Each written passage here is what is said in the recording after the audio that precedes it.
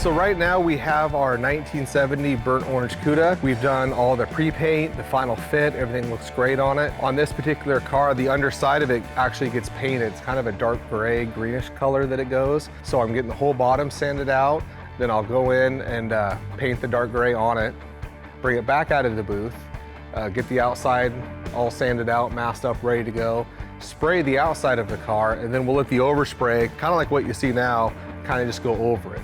So it won't look that good, but that's the way the factory did it on this particular car, and that's how the customer wants to keep it. So once it's all cut and buffed, I'll roll it over to Dave. Mark will put the stripe on, and then this car's out of here. Having cars like this kind of helps pick up the flow for us even, because we're not doing as much, but having it out of here gets another one out the door and has it sitting pretty good. This time on Graveyard Carz. This is the first time this has been out of there. Mark and Alyssa discover a mint condition build sheet from a 1971 Challenger. Will finishes the paint for Gibson's FK5 burnt orange 1970 Cuda.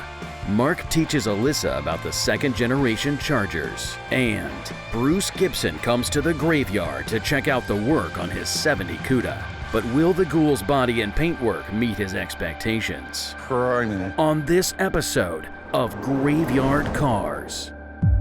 They're coming to get you, Barbara. It has been established that the buried dead are coming back to life. I'm Mark Warman, and together we bring dead muscle cars back to life, to exactly the way they were on the day they were born.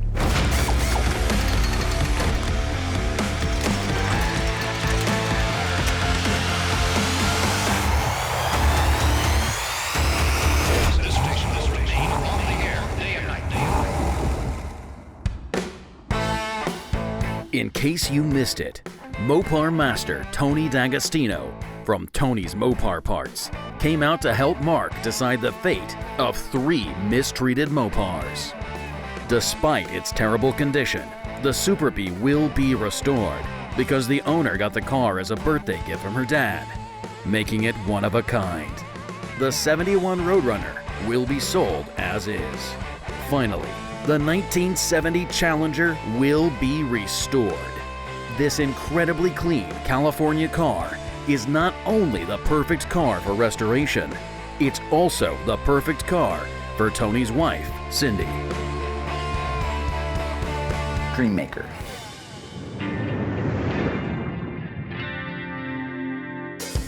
So this is really cool. The guys have been disassembling our 71 Challenger RT. This is a plum crazy car. Really nice, clean, one paint job type of survivor car. I mean, just to give you an example, and I'll talk about the build sheet in a minute. Just look at the condition. They look like they've been restored already. Yeah, absolutely. It's amazing. Look at the condition of that original material. Is that just beautiful or what? What year is this? 1971. So these are from 71. Yeah, those are Wow. from 71. But what I wanted to talk about was the broadcast sheet that's in here. Now, I had you try to decode one a while back and there was nothing left of it. This is the most mint condition broadcast sheet I've ever come across in my history. Because look at the rest of the condition of the seat, right? It's mint, everything is beautiful. Just a little bit of staining down here on this apron area, and the rest of it's like new. So here's this build sheet, which is perfectly in there. This is how they did it at the factory. You might have found this build sheet, broadcast sheet, in the backs of one of the front seats too. The 71 seats, they have a clamshell that goes on the back of them. They could be in those. Now, I already checked and there isn't one. So far, the only one we found is this one here.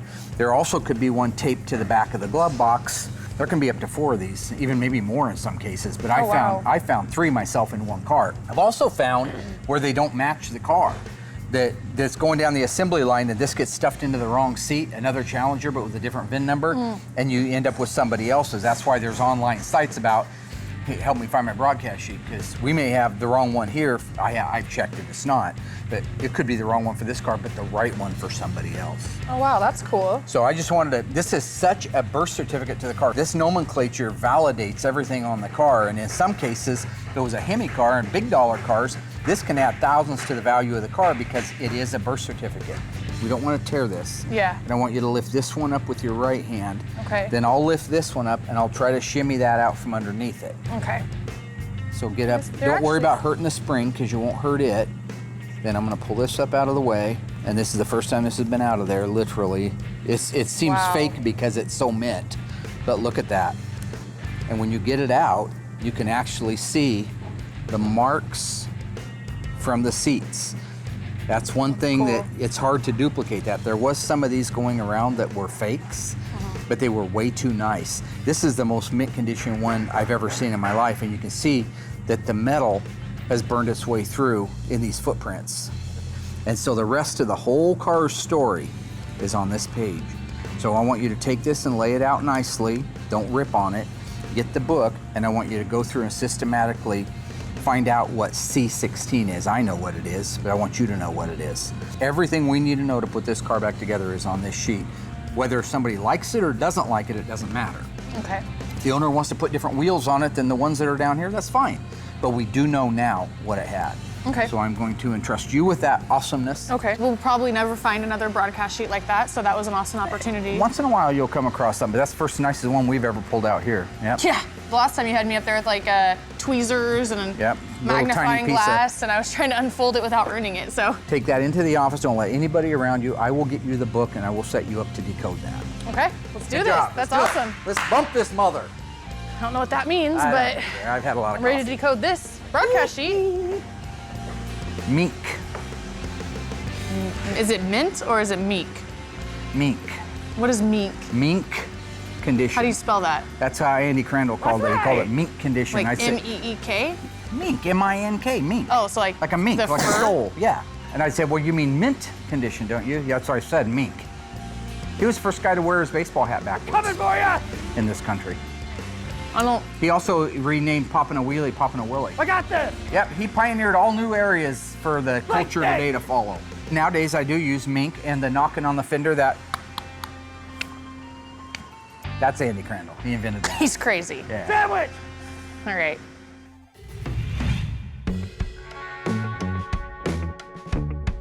Here we are. Today is the final paint day on our 70 burnt orange Cuda. The car is in the booth, wiped down, tacked off, so it's literally ready to go.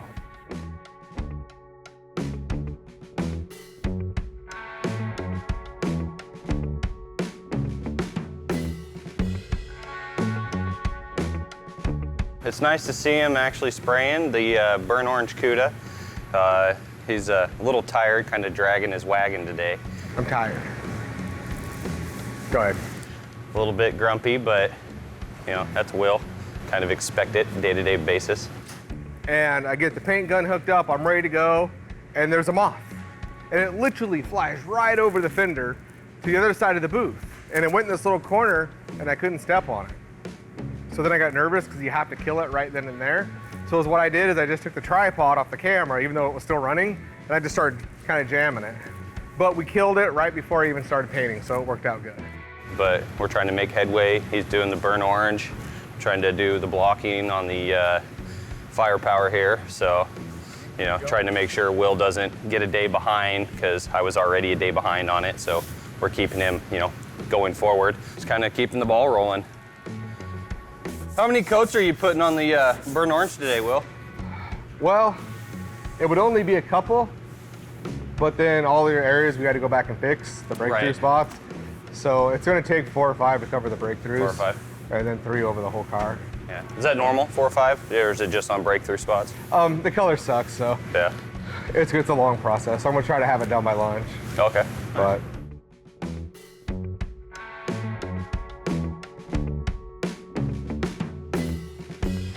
so I'm going to go in now, put my second coat of color.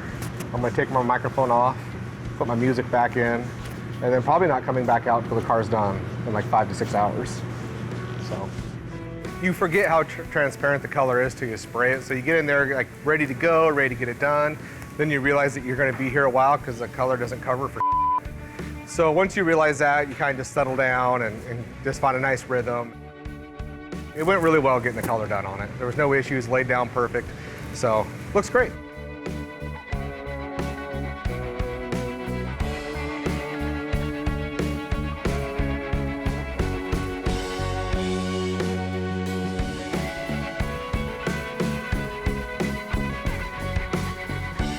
Will lays down the final coat of clear on the Cuda. and Mark promptly arrives to dissect his work.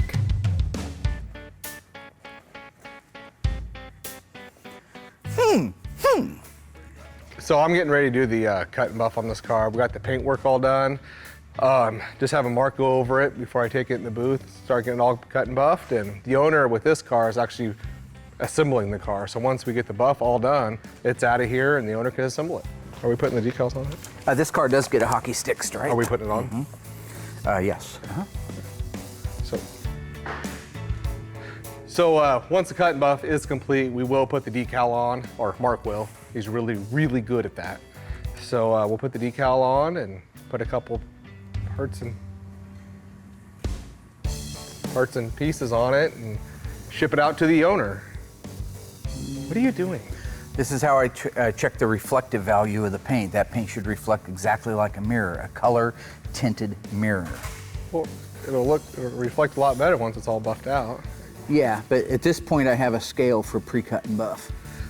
I should be able to read all the serial numbers. So anyways, yeah, get the cut and buff done, get the decal on here, hang the hood, hang the deck lid, get this thing loaded up and get it back to the owner. 73964 Mark painted this color peel 7. on Mark painted this color on the Charger that we did, and the car looked great.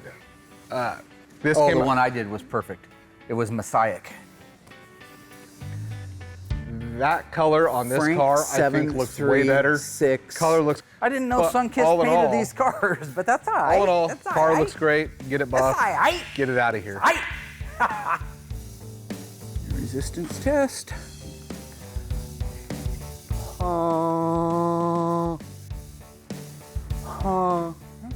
Just want to get it buffed.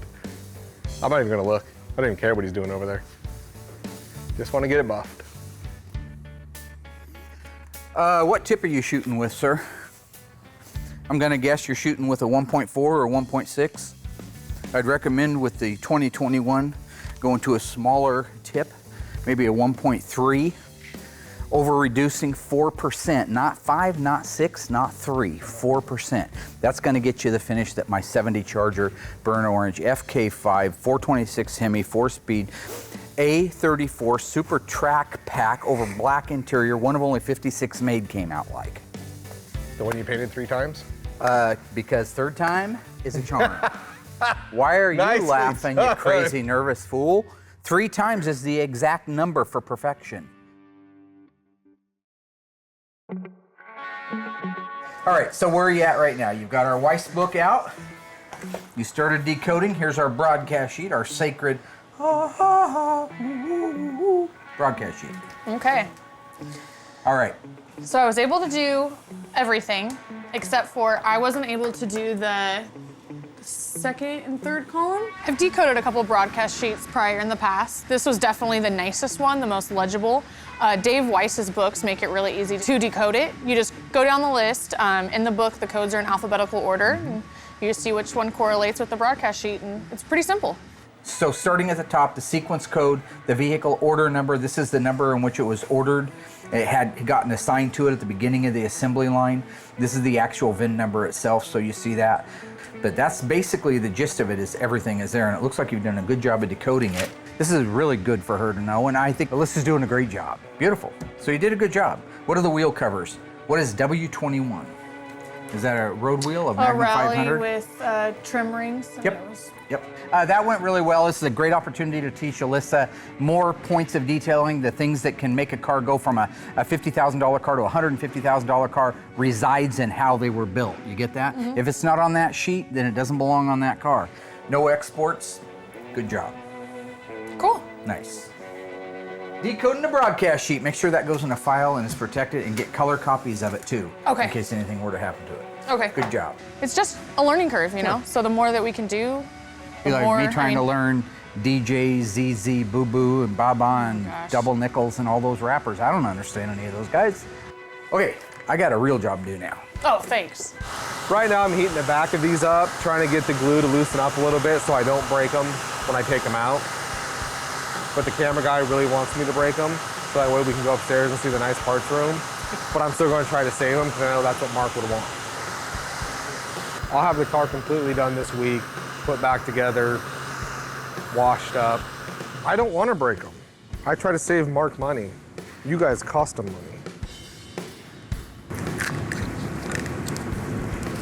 Yeah, oh, it's perfect. Sorry, I saved one. No reason to go up there yet. See if we save Mark money, he has more money. He is a good check signer. Hot as That's pretty hot. Sorry, suck it.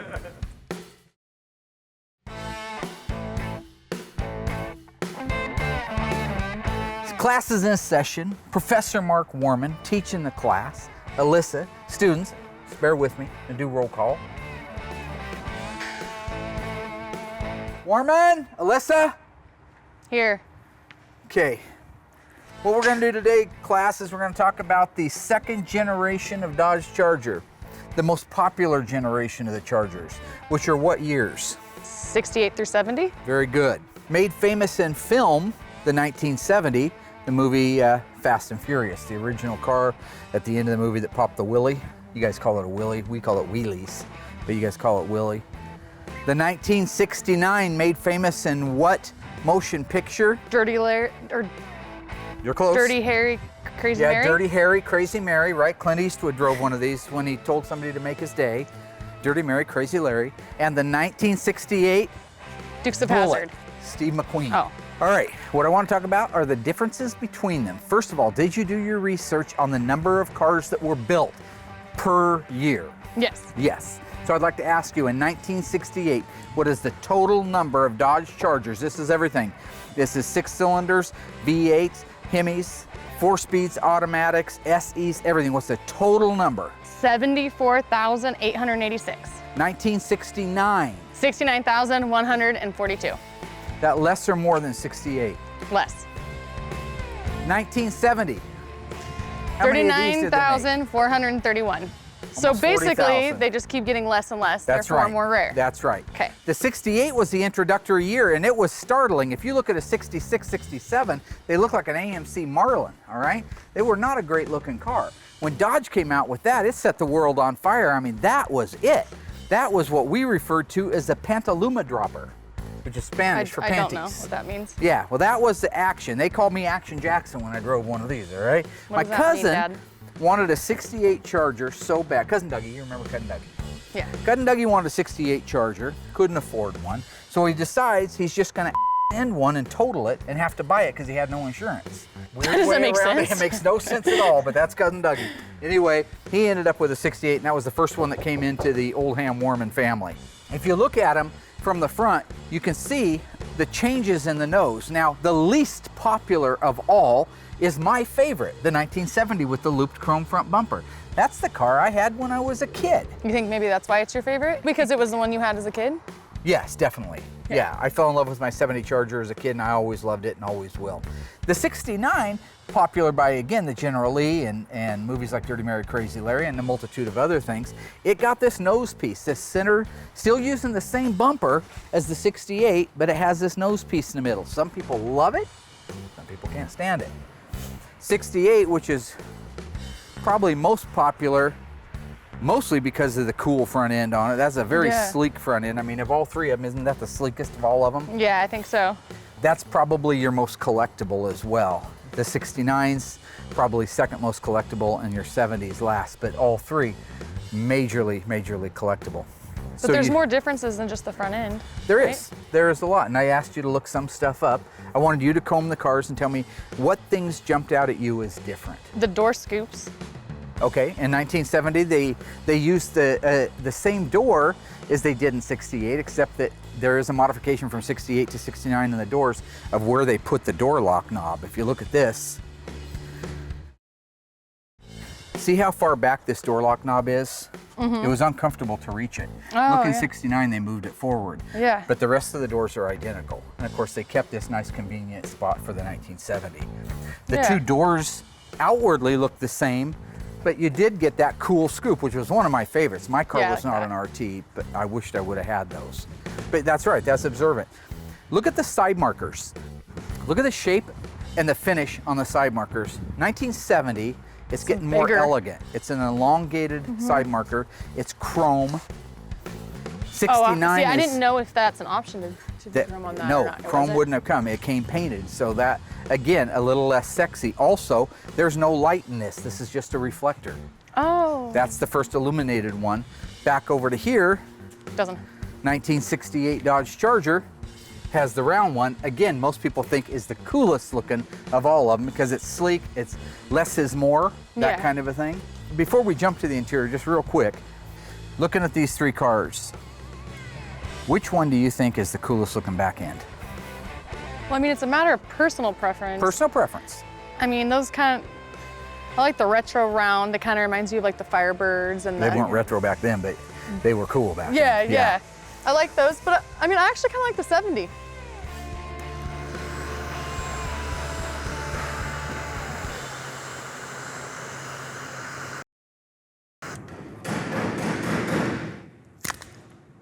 Are you happy? Are you happy?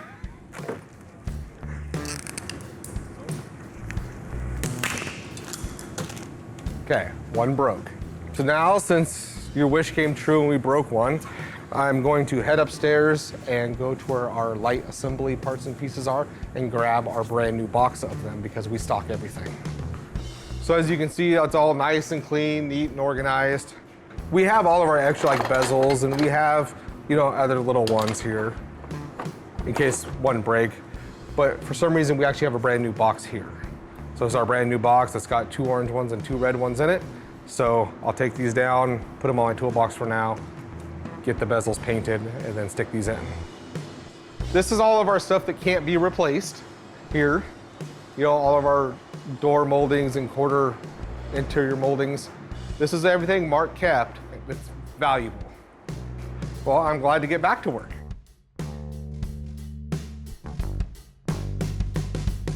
So here's the main they're all differences. different. Certainly the 68 uses the round taillights, the bullet taillights. Those are just sexy at night. Those things pop on and they light up like 4 eyeballs looking at you. That's just cool. 69 is still a good looking taillight and it looks very similar to the 1970. Here's the differences. 69 has this chrome trim ring around it. 1970 does not. See the plastic lens right there? Oh, yeah. Instead, it has this finish panel around here. Okay. So that's kind of a unique difference. Which is weird they did that when they added more chrome, Right. the 70, but they didn't, they took away the chrome in the back. All 3 of these cars are RTs, which is really cool to have all 3 generations of RT on the lot.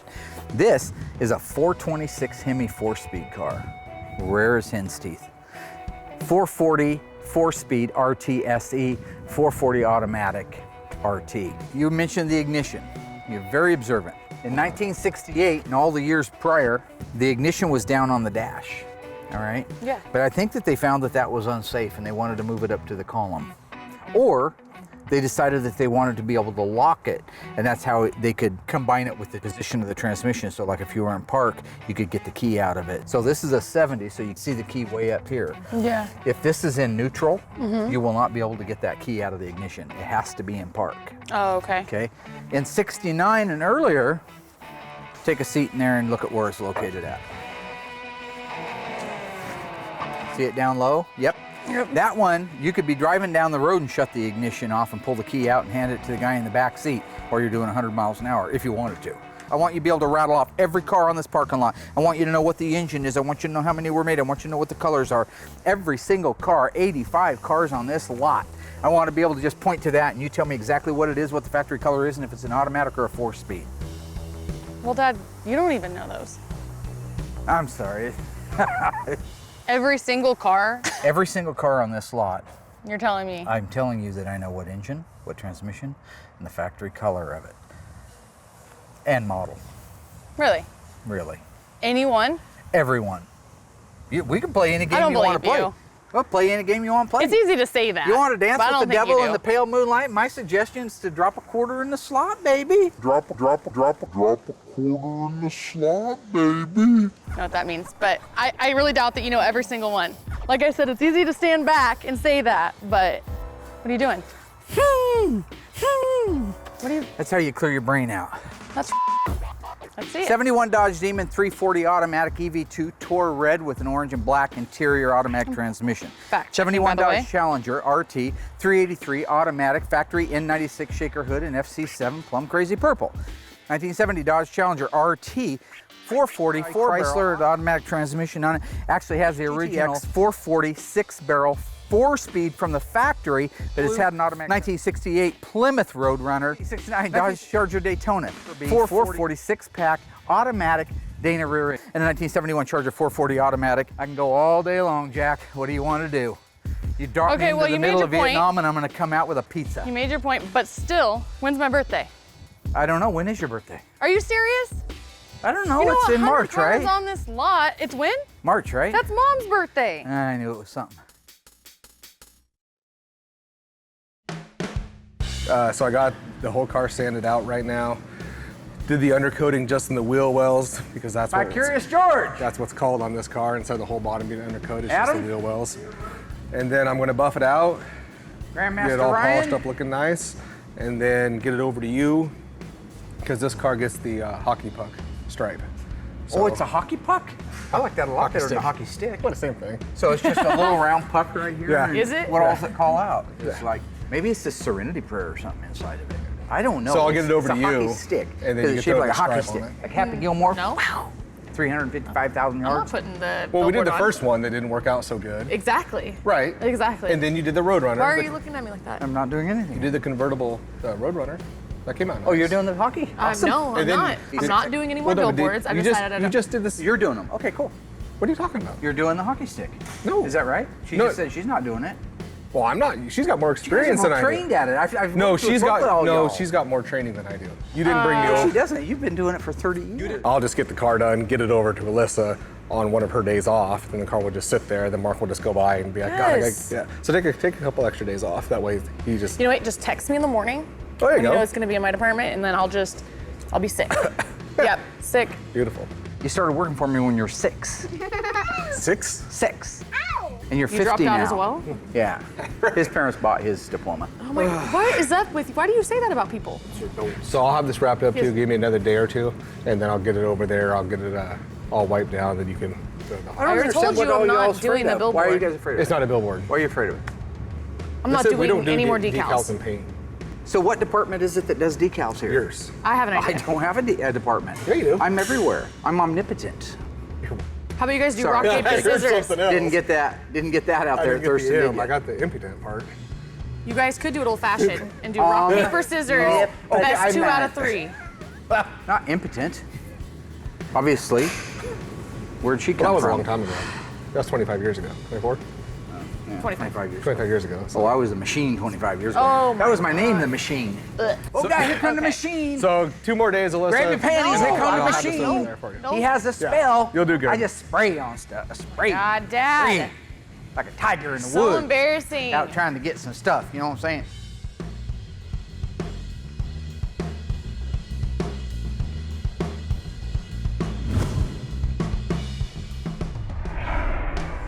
So this is gorgeous. So take a nice look down the side of it. It should look like a sheet of glass. There should be no deviations or warbles. Just stand back there where I was. Eyeball. Looks That's good. the Jaws sound there. 2 things are important. One is that it's perfect, and 2 is that it's done on time, and that's why I've got you out here helping me. I'm getting behind on all these cars. That's the truth of the matter. So I can't keep up with 78 cars that are here all the time, so I'm gonna need you to help me do that. Okay. So I wanna make sure it's done before we call the guy and tell him, and he drives all the way up from Southern California. Oh, well, this car's definitely not done. This car is not done. I don't know where the hood, the deck lid, the side markers, the vertical lock support, and the other pieces are. Like at all? No, I don't know why they're not in the car. I assume they're down there and they're painted. Okay. The other thing, just so you know while we're here, look at your door lines. They should be about the same. You should have the same thickness of a gap here as you have here. Now, E-bodies are a little bit tough, and we end up having sometimes to make those lines, meaning we'll have to cut that quarter panel and move it back to get a little bit more open line. And that's just the way it is. It's between the replacement sheet metal and the fact that the cars aren't virgins anymore and the fact that they were never built perfect from the factory. But when we're done, that is a really nice set of lines right there. Yeah, that looks really good. So here's what we're missing. We're missing a hood. This is a Shaker N96 car. Okay. What's the alphanumeric code for a Shaker in 70 and 71? N96. November 96. Side markers. Now you'll notice that this upper cowl is blacked out. Yeah. You know why that is? No. It was mandatory on all of this 1970 Cudas that they get blacked out up there, unless it was black or I think B7 blue, because that was darkened. They didn't want to see body color through there for the same reasons they didn't want to see body color through the grill. So if you stand around there and look, you see all this is blacked out. Yep. They don't want you looking through those and seeing body color. They want it to look like it goes forever, just like a dark shadow. So that's why that's blacked out, and that's why the cowl's blacked out. 71, they didn't care. They pulled that out. It's no longer mandatory. I've just finished painting everything for the car, minus the hood and the header for it. Those are our final two parts. Since the car is over at Dave, my part's already done with the body of the car. So we're just waiting on Mark to put the hockey stripe on it. The hockey stick? Whatever. Hockey stick stripe. He's still got to put that billboard on, decal on. And then in the meantime, I'll get the header painted and the hood painted, and the car's done. The paint's not real fancy on this as far as a high metallic or hard to spray. You know, it's orange. We'll do it in a single stage. So with the rest of the parts in there drying right now, they'll stay in there for the day. I'll come in on Saturday or Sunday, spray the hood, the header, so when Mark comes in on Monday, we set the deck lid on, we set the hood on, he throws a stripe on it, and the car's done.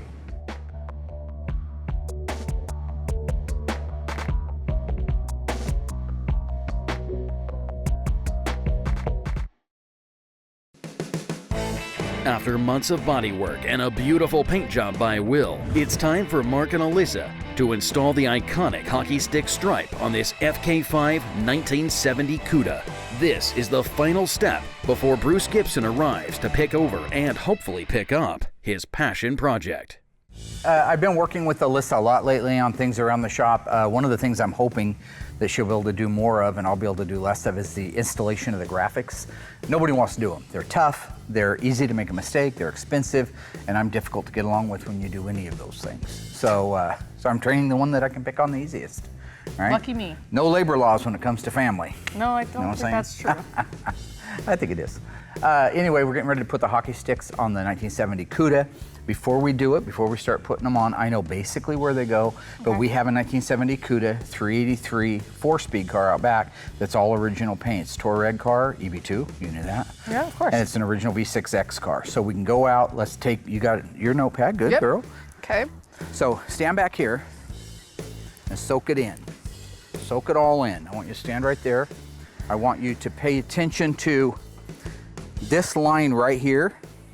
Many people make the mistake when they put these graphics on of getting a rake to them so that this is all kind of clocked like that.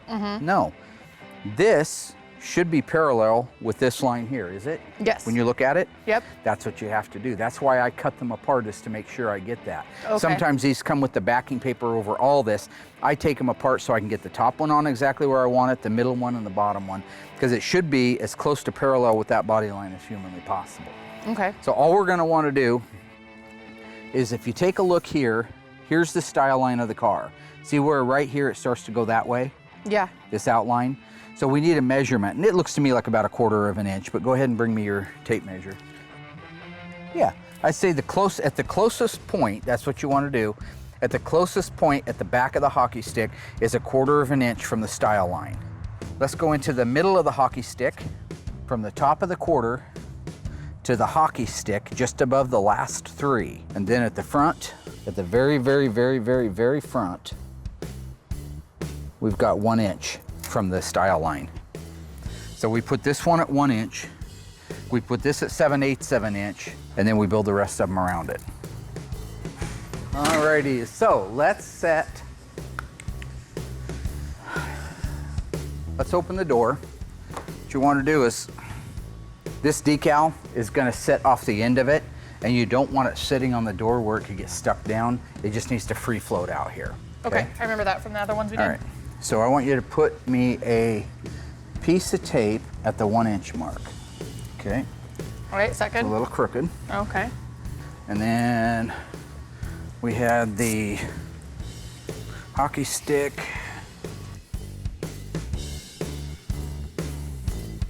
So we got our tape line out. Let's Let's lay this bad boy out. I'm gonna hand you that while I put the app gel on.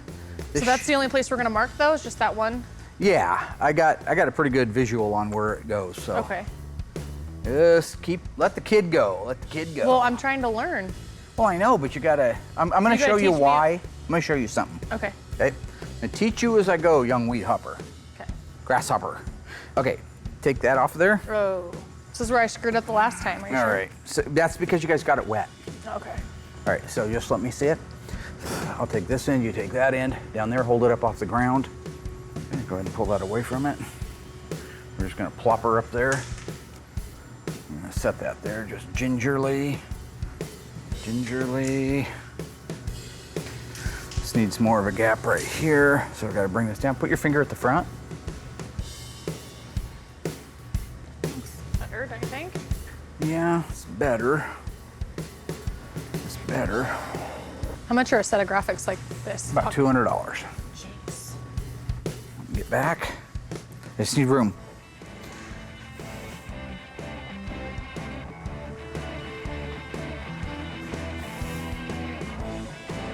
Kind of scared to help. Seem a little tense.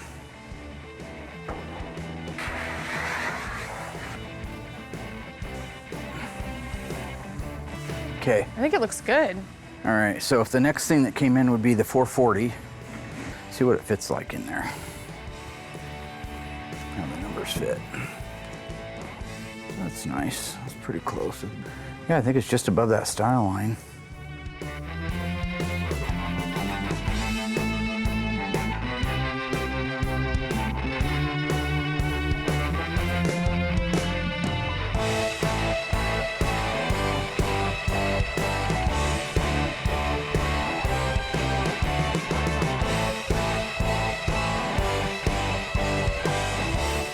Just want to kind of walk around it and look for any last minute air bubbles that might be underneath it. And if you feel you don't have any, you want to be careful when you're pulling these off that you don't cause problems.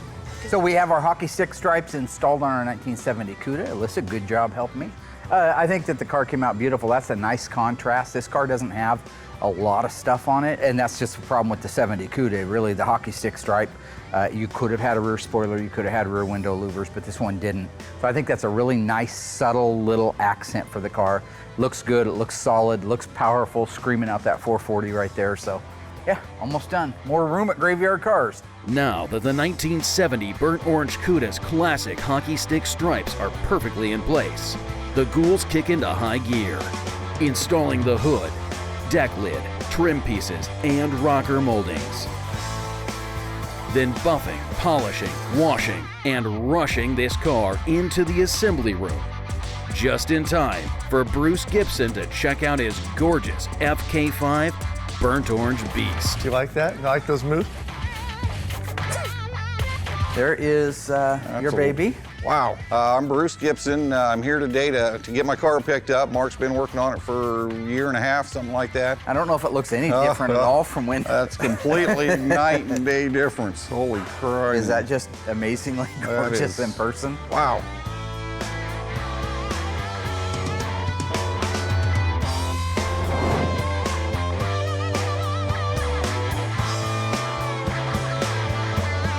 It was a driver car. It was in decent condition to look at. We knew it had a little bit of rust in the trunk, so I stripped it on down.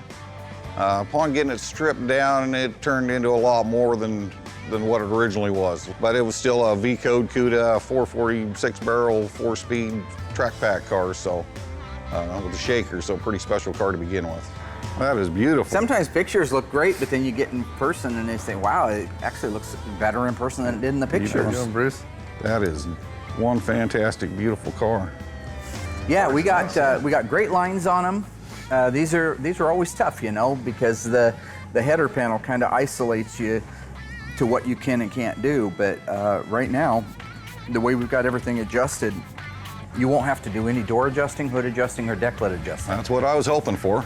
We load the door up just a hair, so when you open it, it comes up a hair. That way when you get your door glass and everything in and it's settled, it'll just be a beautiful. Wow, that's stunning, that paint job on there. I watched the episode where they sprayed out the color for the FK5 on the Hemi Charger, and that really sparked my interest because it seemed like everybody, I've seen a lot of these FK5 cars and they just don't get the color right. This one was a repaint and it wasn't right. A lot of people say, why are you painting them twice? And this is why, the end result.